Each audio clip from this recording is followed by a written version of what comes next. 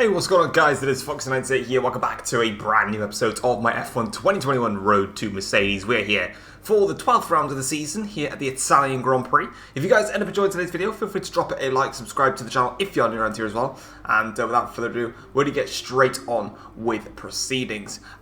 Basically, if you haven't checked out the last episode, I would highly recommend you go and check it out because it is crucial for understanding what goes on in this episode. So basically, we had an awful Grand Prix, awful weekend, and also we did not achieve the short-term goals in order to get ourselves a driver Aston Martin. Which means now we need to focus at the long-term goals and what we need to do in order to get to an Aston Martin for the start of the next season. So here they are. Beat George Russell in the qualifying head-to-head. We are currently 9-2 up against George Russell. Get into Q3 3 times. Now this is the hardest objective. We've done it once at the Belgian Grand Prix. It's going to be very difficult to get Q3 appearances, I'll be perfectly honest with you. But we're going to have to just give it a try. Get out of Q1 7 times. We've done it 4 times. We still need to do that 3 times. Obviously, to get into Q3, it means we tick that off twice to get us up to 6. And then we just need a Q2 appearance. And then finish 8th in the Constructors and achieve a top 7 finish. They're what we need to do. And that's what we're going to try and do here today. But if you have enjoyed the video though, drop it a like, subscribe if you are new around here as well. And looking at the R&D progress, here's how things stand. So, Mercedes still lead the way. Red Bull have been closed in by McLaren, Aston Martin and Ferrari. Alpine have had a massive jump in performance and they now shoot clear of AlphaTauri and Alfa Romeo. Then we're just behind them, and then Haas come up next at the back. And of course, we've got upgrades on the way though. We've got 2 minor upgrades and a major upgrade in development. So we're getting there. We just need a little bit more time to catch up with things. But in saying that, we're going to go ahead now and change. You can see how many power units I've been running with for the entirety of this season. We're now going to change power units though to get through practice because we don't need to use obviously all of our components. That would just be clumsy. And then we will head on into qualifying and the race, which is set to be a wet one, which will be fascinating. Yeah, right, that was my bad for that at the end there. Oh wow, really? I'll be perfectly honest with you right here, right now. I thought that was a very tidy lap. But it's clearly not worked to anything because we're still down on the time. So, wow, okay. Yeah, as I said, I thought it was a really nice lap. It was nice, but slow.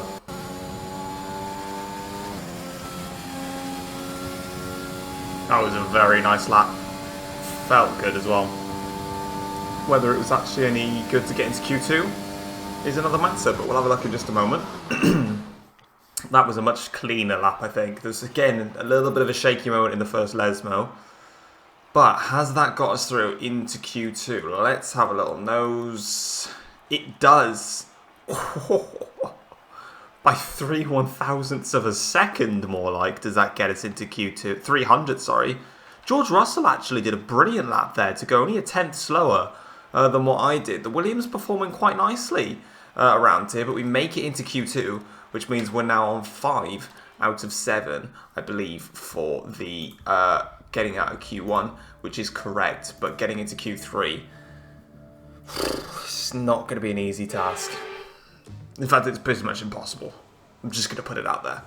I've got 1 set of fresh softs left, so these are the most nice softs. We'll use these first, and then we'll save our softs for the end and just try, really. Any 10th that we can find will be something big. This is going to be another really tidy lap. Very tidy lap. I know it's a long way off of what Vettel's done, but we made a big mistake in the Ascari chicane, which lost us a lot of the time. So we'll go back to the garage and see how we've done in terms of just overall pace deficit, and then we'll move from there, really.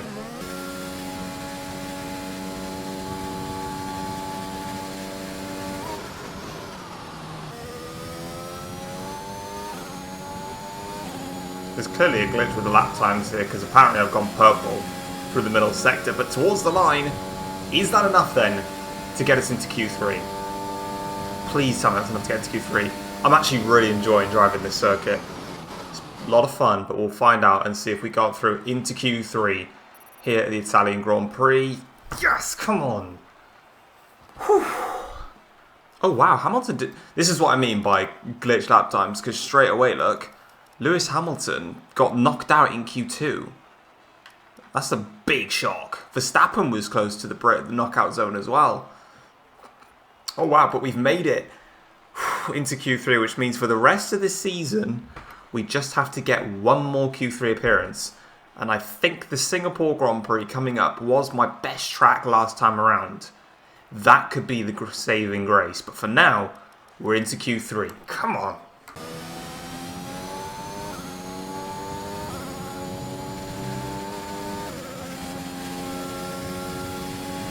Right, so that lap was a little bit of a wasted one. It was on a very, very used set of tyres. And I also actually went into the gravel at the De La Rocha chicane, so more time to find. But we've got one more lap now to try and get it right in Q3.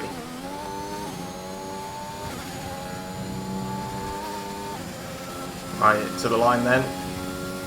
There we go. That's it for Q3 then. Tried my best, but I think I made a couple of minor errors. Second Lesmo, and then also the final chicane. But we got into Q3, which is... Oh, there we go. Look, we actually have qualified science. I'm pleased with that. Yeah, sorry, I was just waiting for Crofty to stop speaking because he's loud and annoying as fuck. Yeah, I'm really pleased with that. We were a 10th or 2 shy of Sergio Perez, which would have been awesome. But we cannot complain with where we've just qualified here today for the Italian Grand Prix. It's going to be wet, so that might play into our advantage. It might not, but we're going to find out. So let's get straight into the race. I've heard rumours that you're interested in moving to this Fam, team. Is there any truth to that? How do you know? How do you know that I'm trying to go to Aston? You're a cheeky woman. You're a cheeky woman. We've not slept together, by the way, okay? Yeah. But, like, she shouldn't know these things. Oh, look, my rivalry with Sergio Perez. I'm losing it. What a surprise. I'm in a fucking Williams versus a Red Bull. What do you expect? Welcome back to one of only 2 countries that has held a race every year since the very first Formula One World Championship in 1950. It is, of course, Italy, one of the great racing nations. And it's time to get underway for the Italian Grand Prix. With the rain coming down here at the 3.6-mile Monza circuit, the low drag setups preferred by most teams could cause them some problems in today's Grand Prix. So watch out for cars struggling for grip around Parabolica, the last and most demanding of this track's 11 corners. Joining me on this very wet day is a man who's no stranger to driving in miserable conditions. Anthony Davidson, you've driven open cockpit, you've driven sports cars. How does the wet weather experience change between the different disciplines? Well, I wouldn't say there's much difference in all honesty. You know, besides the terrifying closing speeds you find in sports cars with the different categories all sharing the same track, driving in the rain is, well, driving in the rain. Of course, the biggest difference between the two is the closed cockpit versus the open cockpit. You get the luxury of staying dry in the sports car, but if your screen ever gets dirty, well, that's a pit stop, not just wiping your visor or pulling away a tear off. But most of the time, you know, they're both as miserable as each other, to be honest. It's time to take a look at our starting grid for today's race. Lando Norris put in a fantastic lap yesterday and will start from pole position. And it's Valtteri Bottas that completes the front row. Moving on to the rest of the grid, we have Ricciardo, Leclerc, Sebastian Vettel and Verstappen, Fernando Alonso, Perez, Thomas and Carlos Sainz, Ocon, Hamilton, Lance Stroll and Tsunoda, Gasly, Giovinazzi, George Russell and Mick Schumacher, Raikkonen and Nikita Mazepin. Now, it's almost time for lights out, so let's go down to the track. Right, so we're here then for the Italian Grand Prix. We've gone with 0.5 under on fuel because I don't think we're really going to need to be using that much fuel, especially in these conditions. So yeah, 5 lights. And they're off. Oh, that's such a bad start. Yeah, really poor start, I'm afraid. But we are going to make up for it, though. Going down the inside of everyone. Alonso cuts the chicane a bit. There we go. Safely through. Now we just got to try and feather the conditions a little bit. See what they feel like, and then make our way through the order. Oh, we can get Seb through here, because that was easy. Oh my god, that curb sent me miles. Bit of contact there with Seb, but I just moved over. Happens.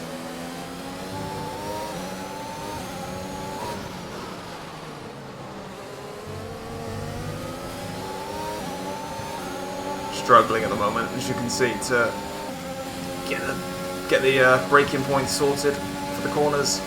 Not quite sure where they are. Just going to repass Seb here.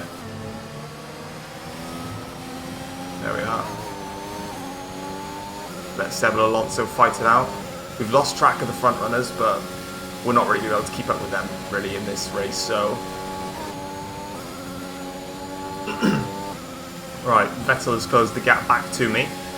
Just under 3/10 now, as I start to fall back a bit in this race. And I'm just trying to save some fuel. I'm going to let Seb go and just try and follow him.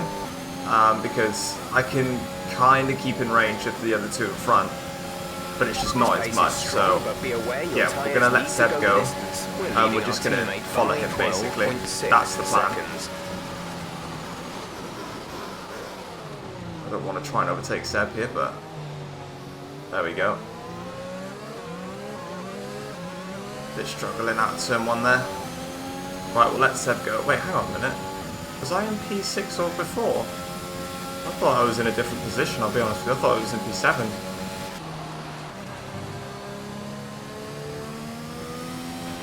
Norris has just put up the fastest lap of the race so far.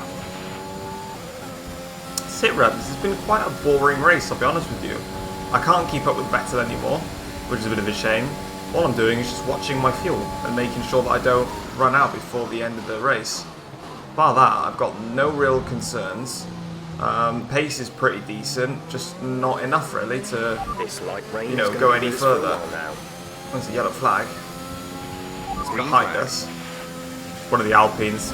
They're slow, you can just see it. I don't think it's a retirement. I'll have a little nose.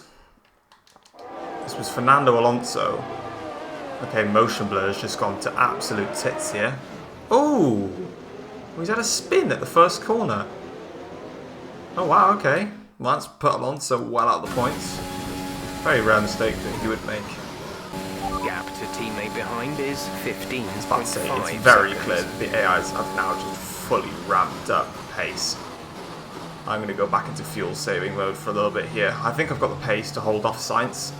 Definitely not holding off Lewis, but hey, if you can't pass Sainz, then you won't be able to pass me, because I'll be bolting all of my battery on the start-finish straight to cover them off. They've turned up the wick though, everyone has. Well, there it is, Lando Norris does in fact win the Italian Grand Prix. As for us though, it's been a brilliant weekend. Brilliant qualifying, a good race, just messed up on the fuel. I should have put more fuel in the car, and we would have been probably ahead of Vettel, I think. Oh, Lewis just smashed the back of me then. Because all in all, we did well, but we just weren't able to save as much fuel as I thought we would have. Otherwise, we would have been absolutely fine. Right, so here is the full race classification then. As you can see, Lando Norris beats Daniel Ricciardo to a McLaren 1-2, Bottas finishing in 3rd place, Leclerc 4th for Ferrari, Verstappen in 5th, Vettel 6th, myself in 7th, Sainz 8th, Hamilton 9th, and then Ocon in 10th. If you have a look at the fastest laps though between Valtteri Bottas and Carlos Sainz, we were right slap bang in the middle. Like, we were doing 29.326. It was a quicker fastest lap than Vettel. What we weren't able to do was that on a consistent basis because I just underfueled the car too much. I should have in theory put it on bang on 13 laps worth of fuel, and we would have been absolutely fine. But it is what it is. We live and we learn, and we had a great race. So yeah, Looking at the Drivers' Championship, Hamilton's lead is 44 points ahead of Valtteri Bottas. Norris now 59 points behind. Ricciardo moves to fourth the championship ahead of Verstappen. Leclerc goes in front of Perez. Vettel on 76 points. We're on 60 points, with Stroll on 38. That's crucial for the Constructors' Championship because looking at the Constructors, Williams ourselves are now 15 points clear of AlphaTauri. That points finish today versus AlphaTauri not scoring, absolutely crucial for our chances of beating them. But that's it. We're going to go into the laptop now, try and make some upgrades. Right, so we're here now ready to basically crack on with the Russian Grand Prix. Can't wait. We're going to go straight to the chassis where we have done an upgrade there, which we could now go ahead and do the hydraulics, and that would pretty much shoot us up the order. Now the question is, do I want to do another chassis upgrade or do I want to go to the aero? Now the aero side of things, this redesigned brake ducts is what I like to go with because as you can see in terms of the aero, we are far behind and I'm actually going to chance a rush upgrade because we're going to need it quickly. And then whilst we're waiting for that, we'll go over to the chassis and see if there's anything we can shove on. No, nothing on the engine, so we'll just wait till the Russian Grand Prix to move on. So the air filter goes on, so does the oil combustion. We'll get the weekly resources to come in as well. We'll wait till the Russian Grand Prix is not we'll an have issue. The new parts come through the fabrication process. Thanks, babes. We'll have them with us for the next Cheers, Grand babes. Prix. Nice one, babes. Appreciate it, babes. So looking at the engine then, you can see here that we've done the oil combustion, which means we can now do ERS cooling and fuel injection, which is actually crucial.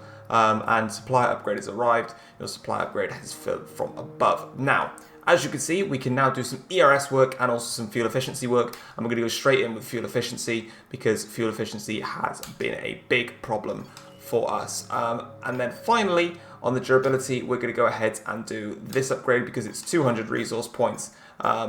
So yeah, it's literally worth absolutely bugger all in terms of price there. So hopefully you guys have enjoyed today's episode. If you have, feel free to drop it a like, subscribe to the channel if you're new around here as well.